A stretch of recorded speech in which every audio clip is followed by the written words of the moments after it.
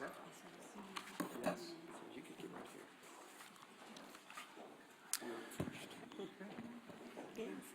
Good morning, everyone. We'll just say a word before we begin here. Our condolences, our prayers go out to the Cheney family. Of course, we've had the loss now of former Vice President Dick Cheney. Scripture is very clear. We give honor where honor is due, and someone who gave their life, loved their country, loved serving their country in so many capacities. As you know, Dick Cheney served as Vice President. He served as a Secretary of Defense. He served as a congressman, of course, from Wyoming, and as the youngest Chief of Staff to any president in the history of the country. And so the honor is certainly due to him, and our prayers go out to the family. This is now day 35 of the Democrat shutdown, and I'll be honest with you, I don't think any of us expected that it would drag on this long. We didn't believe, we couldn't have imagined. It's now tied for the longest shutdown in U.S. history, and we didn't think we'd have to come in here every single day, day after day after day, and repeat the obvious facts to the American people, and to put on display every day what is happening here. Again, it's a split screen. We've talked about this split screen in the country right now. The American people are wise. Ronald Reagan used to remind us you can trust the American people, and we do. And they can see the facts here. They see that President Trump and the Republican Party are delivering real positive results for the American people, delivering on our promises. We passed the Working Families Tax Cut, which is the largest middle-class tax cut in American history. We signed into law as part of that. No tax on tips, no tax on overtime. Big savings for those on Social Security. We strengthened Medicaid with popular, common-sense reforms that strengthens the program. We've improved health care access in rural communities, and we have reduced premiums. There's a lot more work to be done there. It's the Republicans who are delivering those reforms. We restored American energy dominance. We got the border crisis solved. We are reducing and handling the crime crisis in city by city around America, and we have restored peace through strength. That is on one side of the screen. Over the past 34 days of this shutdown, the Republicans have been the only ones working in good faith to end the shutdown and get everyone paid and get the services flowing again. And we have voted that way 14 times. That's on one side of the screen. On the other is the Democrats. And it's such a stark contrast. Because in the last 10 months, the only thing that party has accomplished for the country is to shut down the federal government and cause this pain. The past 5 weeks have been painfully clear that Democrats are not interested in doing their most basic job. And we explained here yesterday, all of this is motivated by one thing and one thing alone.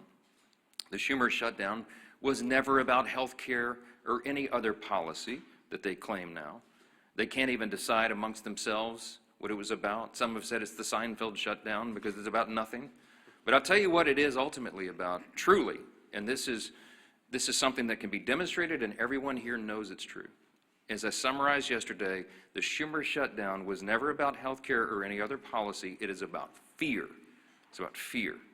Right now, the Democrats fear political retribution from the far-left activists in their party more than they fear the consequences of keeping the government closed for weeks on end. They fear political retribution from far-left activists more than families going hungry and workers missing paychecks. That is a fact that they are demonstrating day after day and vote after vote. It's gotten so bad for them that even their traditional allies are losing patience now. The head of the Teamsters Union had a blunt message to Democrats a couple of days ago. Quote, "American workers are not bargaining chips. Senators need to stop screwing around and pass the House-passed clean short-term funding bill," unquote. And it's not just the Teamsters, as you know. AFGE, the largest union of federal workers, had the same plea.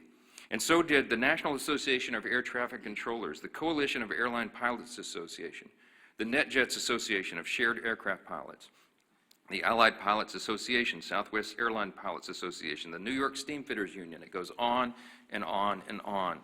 These organizations have traditionally backed the Democrats for decades. That has been true. They represent tens of thousands of working Americans, all these associations together. And now they're calling on the Democrats to drop their partisan demands and reopen the government. Stop inflicting this pain on the American people because you are afraid of your far left base. And how did the Democrats respond to all this? They're gaslighting the American people and even their own base. The truth is the Democrats have lost touch with working Americans because they've simply stopped listening and stopped serving them. And every few months, after leaning harder into their woke identity politics, they commission an expensive study to try to figure out why working class voters have completely abandoned them in the Democrat Party. Here's a recent finding. This is a left-leaning research group that surveyed 3,000 working class Americans. This was published in Politico November 2nd. Quote, this is the finding: working class voters perceive Democrats to be woke, weak, and out of touch, too focused on social issues, and not nearly focused enough on the economic issues that impact everyone every day, unquote. And here's the kicker. They also said working class voters, quote, can't name what Democrats stand for other than being against Donald Trump. Well, good luck with that as a message to the people. Of course, you don't need a months-long study to tell you that Democrats are woke and weak. You simply need to look around.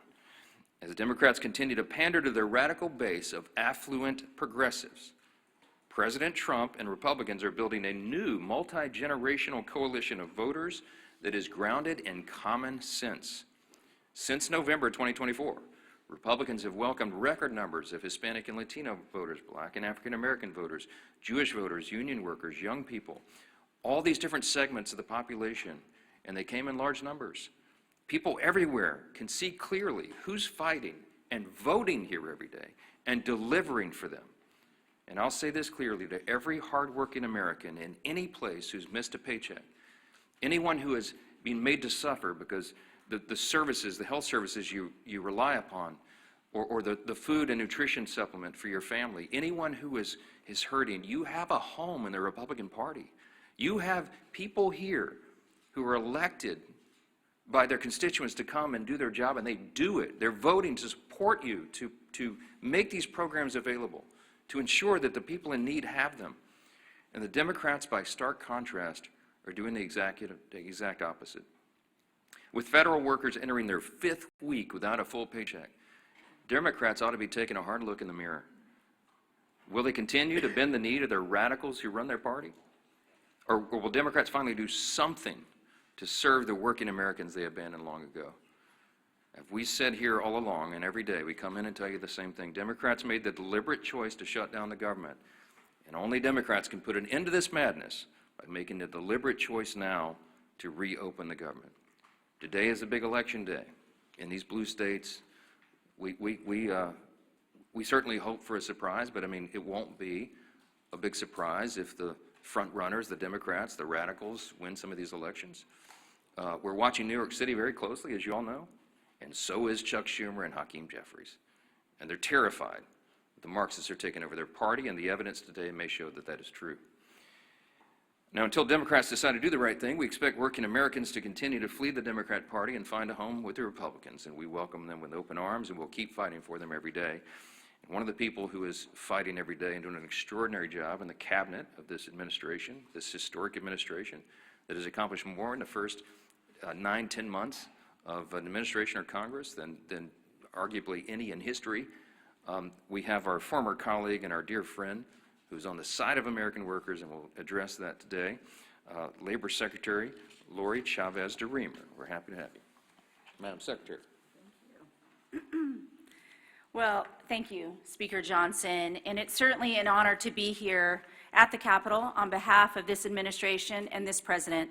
Speaker Johnson, I want to say thank you to you and my former colleagues. House Republicans did their job more than 5 weeks ago by voting for this continuing resolution. How do I know this? Because I did the same thing 5 different times when I was a member of the House. It was one of the easiest votes for me to take, because you do not play games on the backs of the American people. It's the fundamental tenet that they elect you to do, and that is to keep the government open. That's exactly what I did. And now Democrats are not choosing to represent their constituents and the American people. What does a shutdown do? 42 million Americans are going without their SNAP benefits.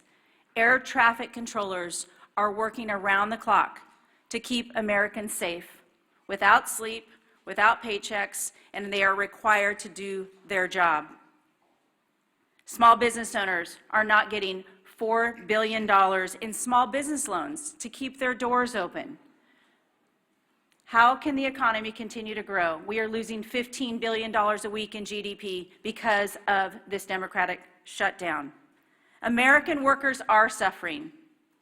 Prominent unions are speaking out. Our friend Sean O'Brien, as the speaker said, was at the White House begging Senate Democrats to open up this government. American workers, 1.3 million Teamsters, are represented by Sean O'Brien. He mentioned they cannot be used as political pawns. But you know who's being used as political pawns? The Teamsters, by these Democrats. Because they will go to the Teamsters and they will ask them for something, and now they're not going to answer that call. They are begging them to open up this government to grow this economy. Other unions as well: manufacturing, building trades, industry-specific skilled trades.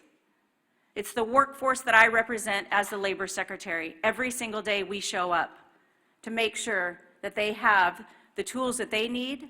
We have sent out over $86 million to our respective states in order to upskill and reskill the American workforce.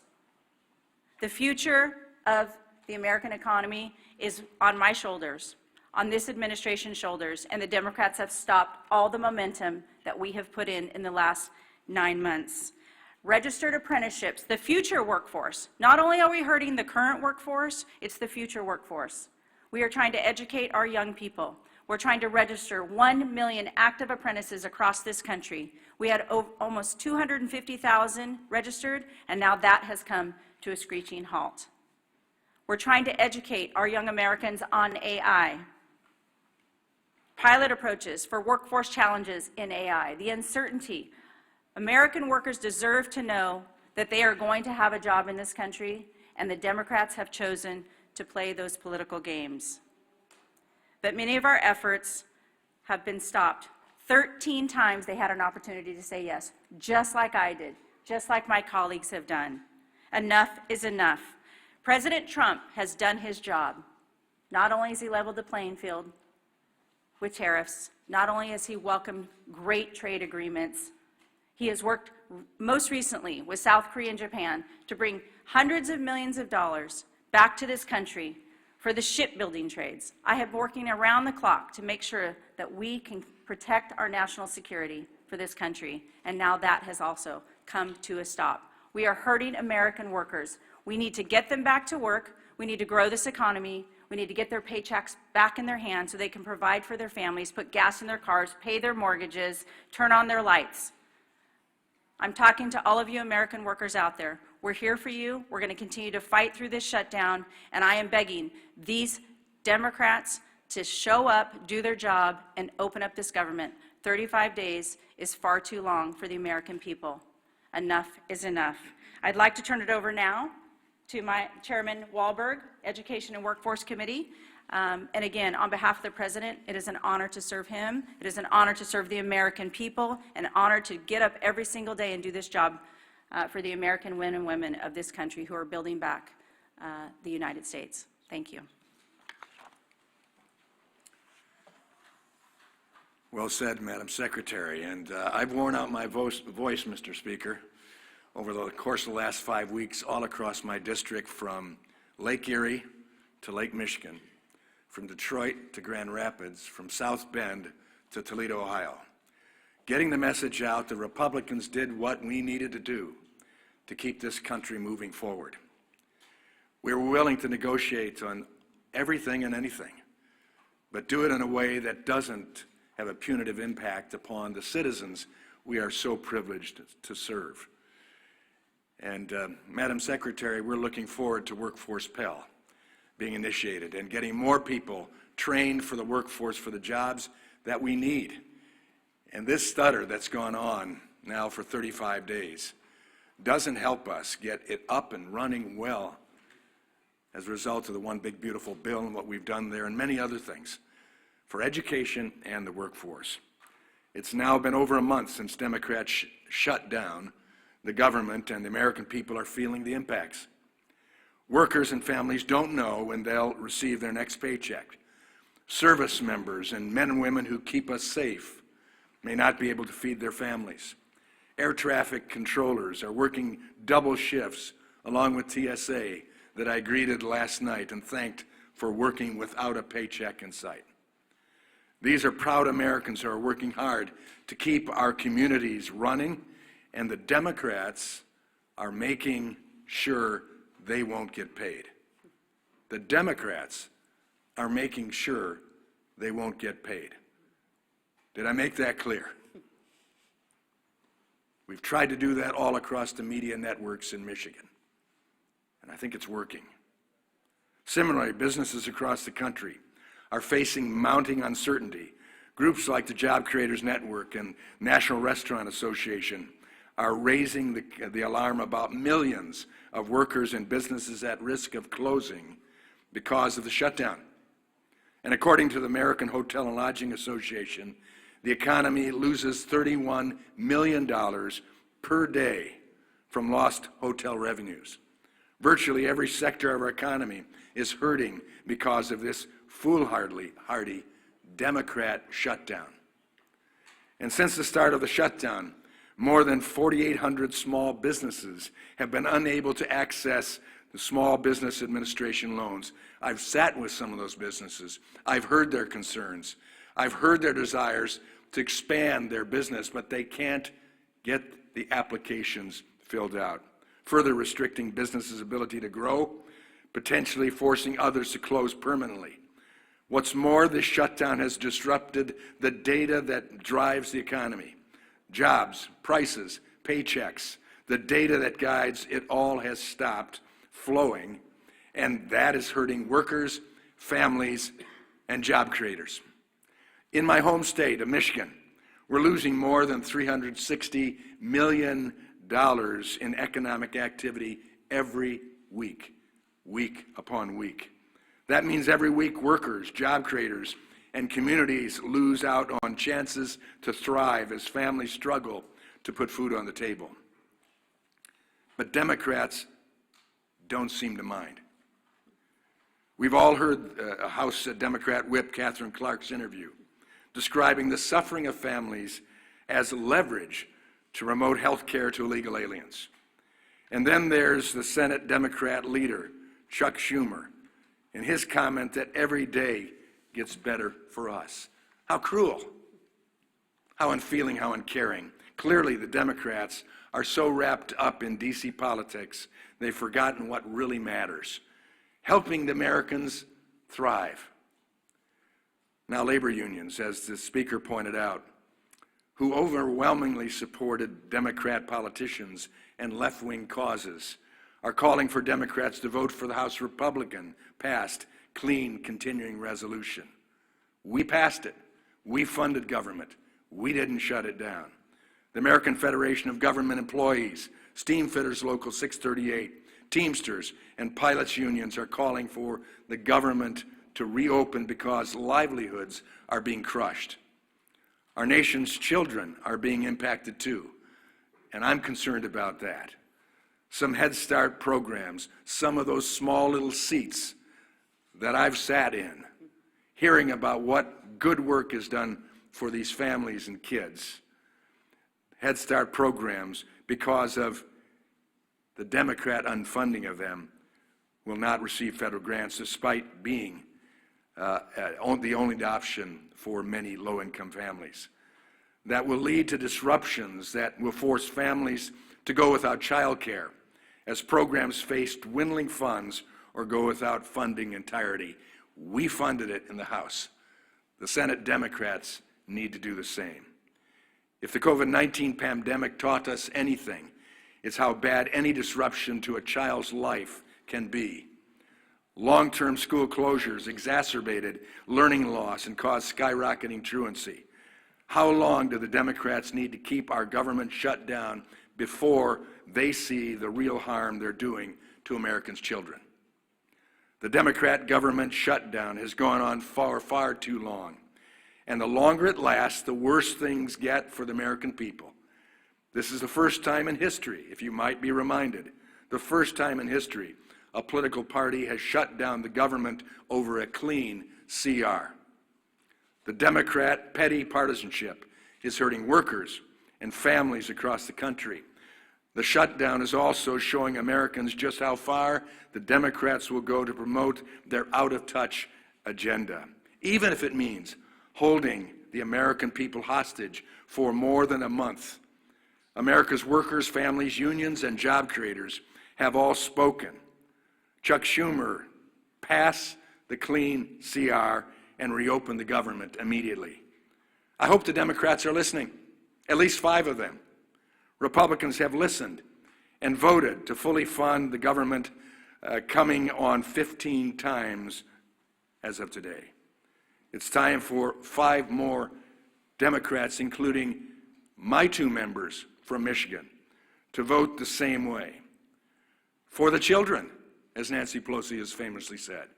Do it for the children. Do it for Americans.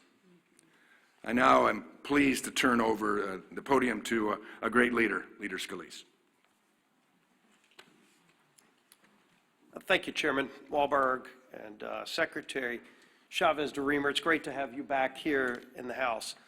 I'll start by joining in with what the Speaker said and extending my condolences to the family of Dick Cheney. Of course, served 8 years as President George Walker Bush's Vice President, served in so many other important roles in government, started as a member of this House of Representatives, and lived an incredible life, and we mourn his passing and extend our prayers to the Cheney family.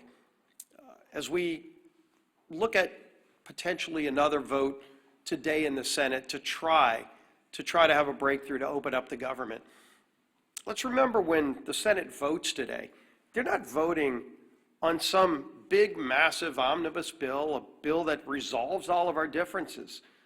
You know, if you're one of these Democrats, and it only takes 5 to get this government back open, and you're struggling with this decision, do you offend your far left radical base? It's about to elect the new leader of their Democrat Party in Mondami in New York. Or do you stand up for the tens of millions of people around the country who are actually suffering? And if you vote yes today, are you giving anything up? What's in that bill? A clean continuing resolution that violates any of your principles? There's nothing. Again, that bill does not solve our differences. That bill just keeps the lights on. That bill just allows federal workers to get paid for the work that they're doing. Those that have to show up and work and keep our airports open. The air traffic controllers who are working under high, incredible stress in a normal time so that planes can land and take off safely.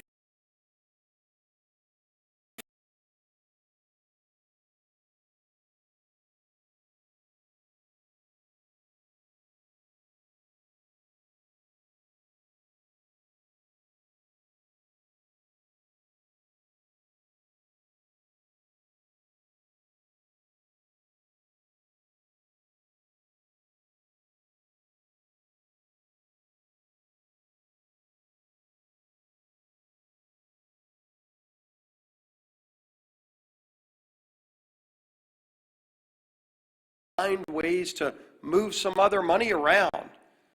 But as we know, even if they're able to move money around, it doesn't make that program whole. The only way to make the SNAP program whole is by Democrats opening up the government. It's real straightforward. You vote yes or no. You vote yes because you want to put food on the table for 42 million low-income families.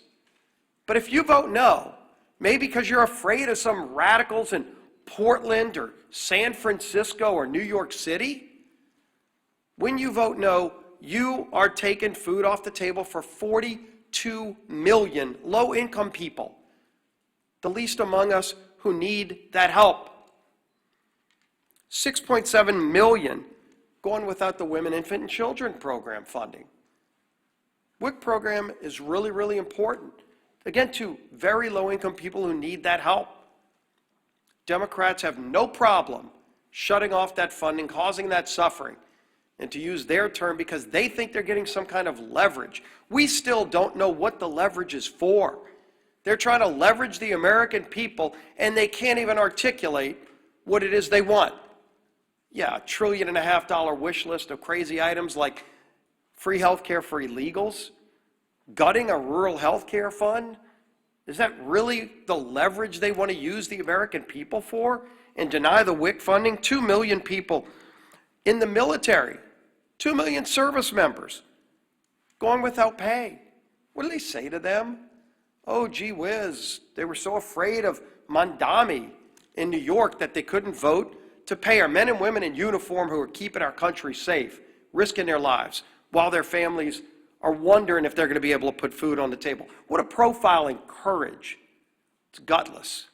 700,000 federal employees without pay, 670,000 federal workers furloughed, 5.9 million households at risk of losing their home heating services under the HEAP program.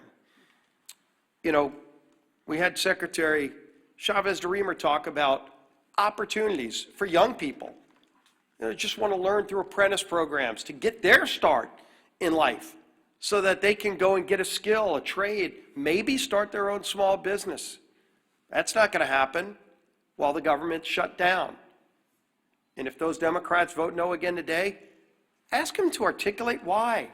What's their answer to those young people? Some 19, 18-year-old kid who just wants to go learn electrical skills, but won't be able to because, why? Because Democrats want to use him as leverage in some game that they can't even explain. And then, of course, we all know all the different groups that have come out over and over. They've not said, let's pass some big sweeping omnibus bill. They've just said, pass the clean CR that the House passed over a month ago. The National Air Traffic Controllers Association, American Federation of Government Employees, Teamsters, Coalition of Airline Pilots Association, Airline Pilots Association, NetJets Association of Shared Aircraft Pilots, Southwest Airline Pilots. Additionally, United Airlines, Delta Airlines, American Airlines, Southwest Airlines have all called for the same thing. It's for the Democrats in the Senate to pass the clean CR. The message couldn't be clearer. Their mission can't be more direct. You just show up today and do your job and vote yes. Doesn't solve all of our differences. It just gives us a few more weeks to start negotiating our differences on so many things, but while not holding the American people hostage. End this madness, Democrats. Open up the government. Our whip, Tom Emmer.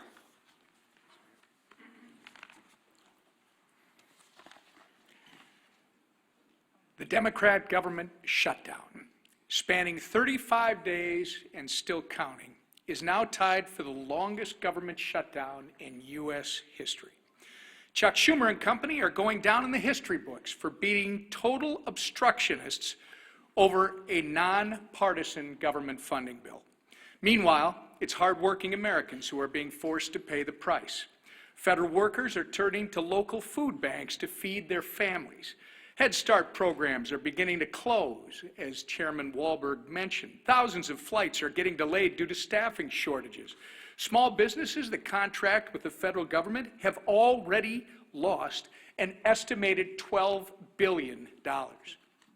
Even unions, as you've heard, which traditionally have favored our colleagues on the other side of the aisle, are begging for them to end their needless shutdown charade. The good news is, I think we've reached the real inflection point. Today is election day in several states, and we're hopeful that after today, the Democrats won't be as concerned about holding the line in order to appease the Kami Mamdani and Omar Fata wing of their party. And maybe, just maybe, at least 5 Senate Democrats will finally come to their senses and join us by passing our clean CR to reopen the government. The ball is in their court.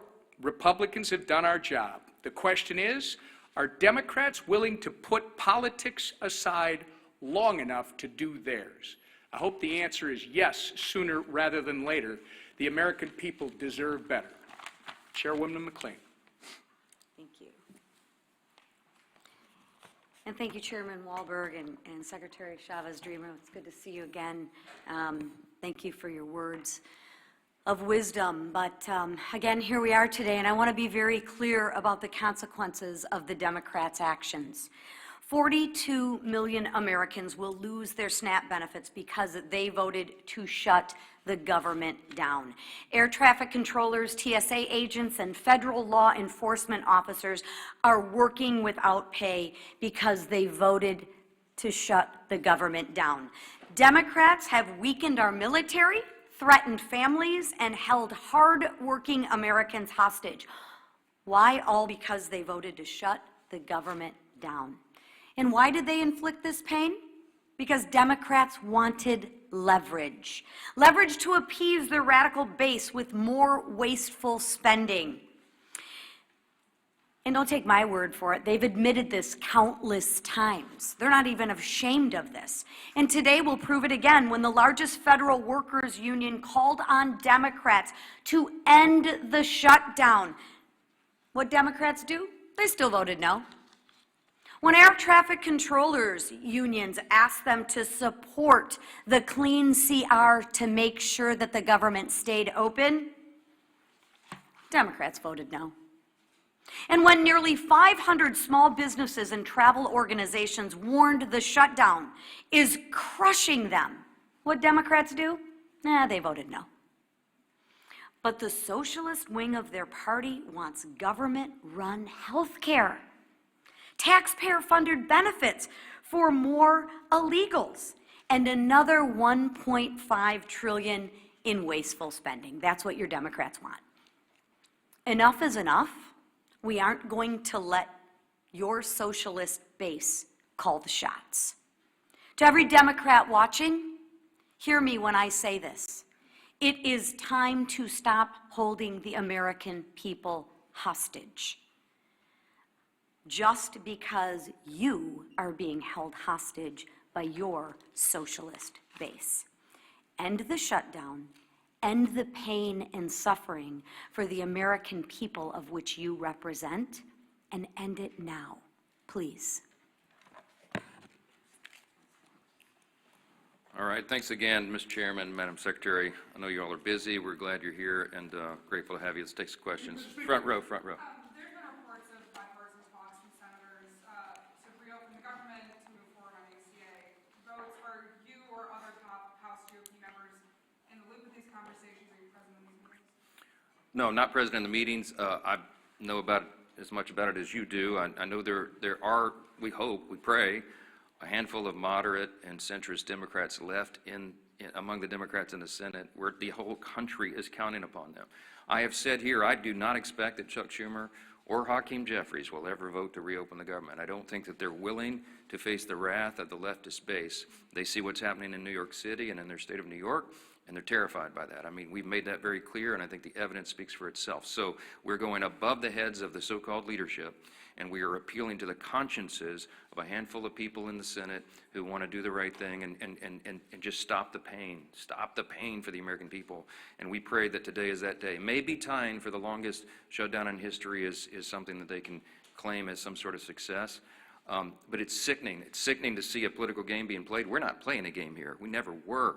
Back on September 19th, to remind you all again, we passed a clean, nonpartisan CR. It's 24 pages in length, had not a single Republican priority on it. Why? Because we did it in good faith, because we didn't want this eventuality to occur. We knew it would be too painful for the people, and that's why we've always done the right thing, as everyone has said over and over. Now they won't, and we all know why. Yes, sir.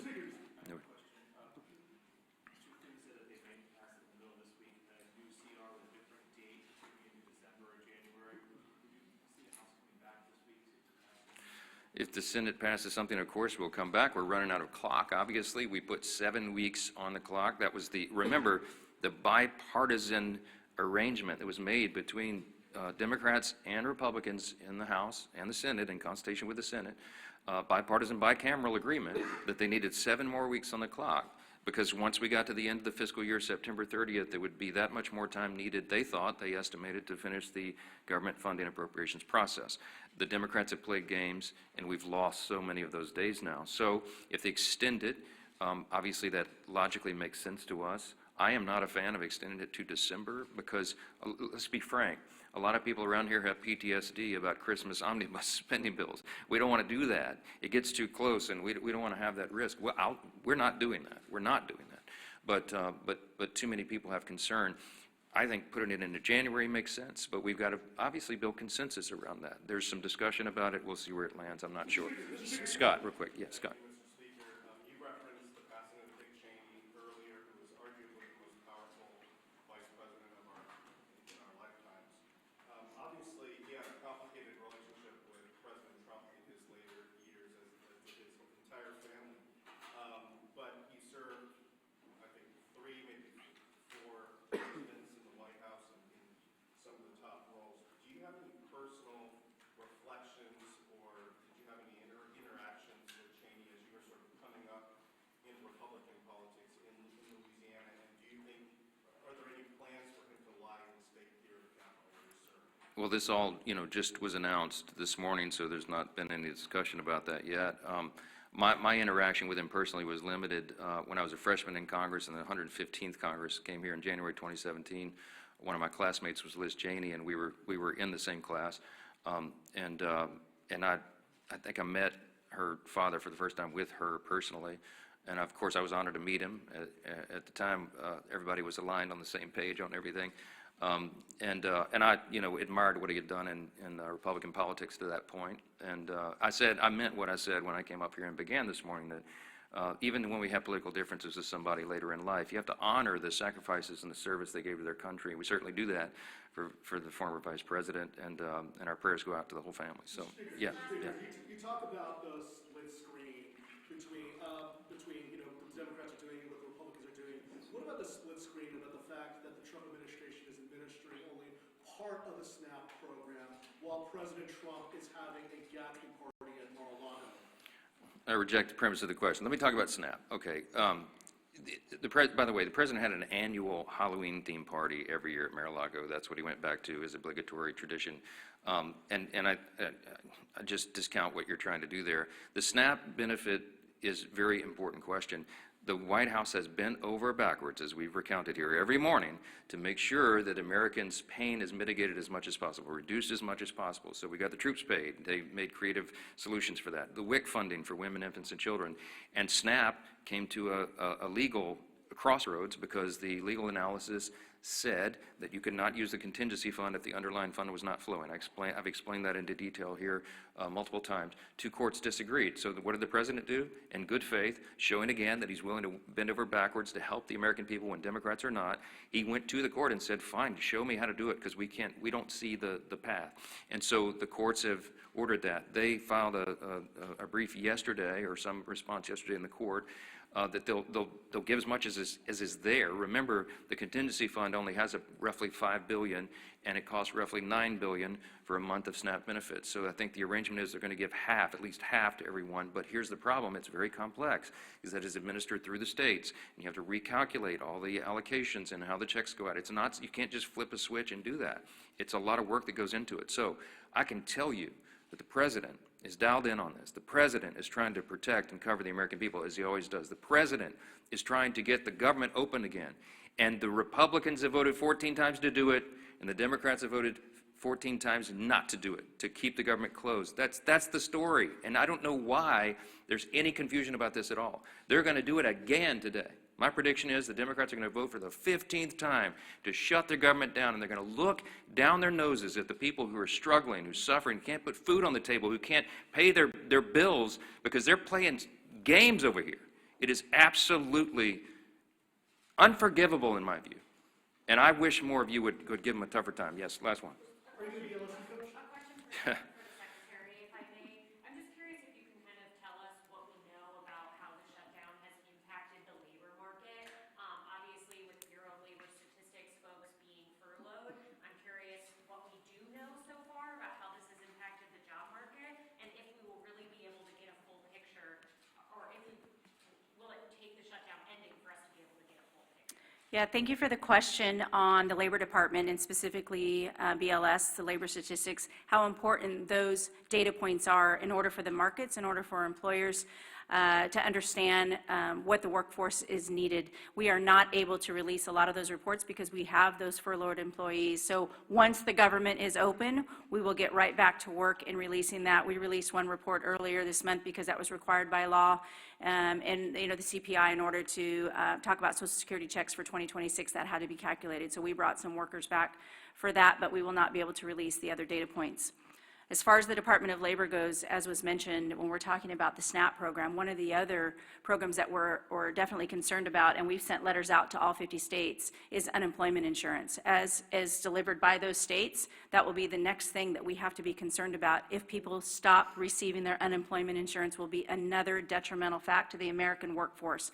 So that is what we're focused on now. We need this government open. We need to get back to work for the American people. The American workers deserve to know where their next paycheck is coming from, and the American economy deserves the American workers there. So yes, this is impacting the labor force. I would imagine we're going to see more and more things every single day that this government is shut down. It is going to affect the American economy. And so we're working hard at the Labor Department to make sure that we can keep everything running that we can. But right now at this point, we're working off the back heels of us, and we have to do everything we can. So it's important to get as many statistics out as we can, but we haven't been able to do so. So we're working hard for the American people. We need this government open to do so and to continue. Thank you. Real quick, do you support ICE raids in districts like Speaker Johnson's district and the Republicans up here on stage in the agriculture and hospitality sectors? Well, one of the things we focus on is all of the programs in order to support the American people. Certainly, the President has been clear. We secured that border. We're going to continue to work on behalf of this administration to focus on the American people, American first policies, and the American workforce. Thank you. What about LSU's Thank you.